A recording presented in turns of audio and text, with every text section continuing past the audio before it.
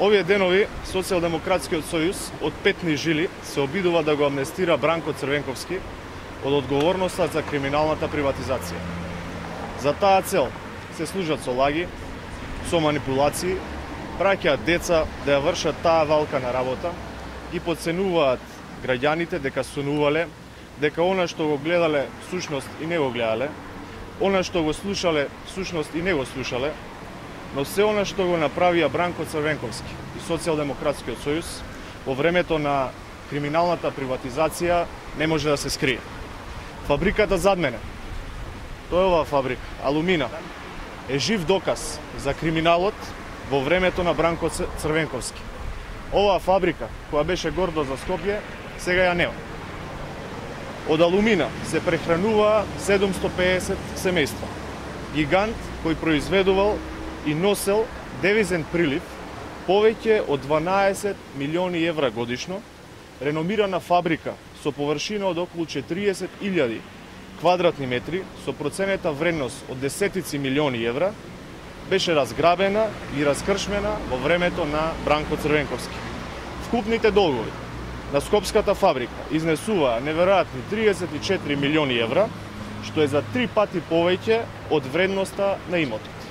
Само 5 милиони евра од овој долг се долг кон вработените. 750 луѓе беа отпуштени, завршија во бирото за вработување и секако беше ставен клуч на фабриката како конечно нејзино раскршмување. Одговорноста за ова има име и презиме. Тоа е Бранко Црвенковски, кој во тоа време беше премиер на владата и Социјалдемократскиот сојуз кој тогаш беше на власт.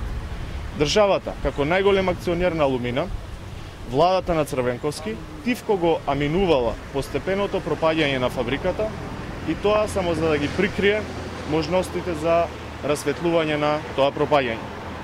Си ги донесува законите во едно партиско собрание, си го скроија законот и си го прикрија криминалот.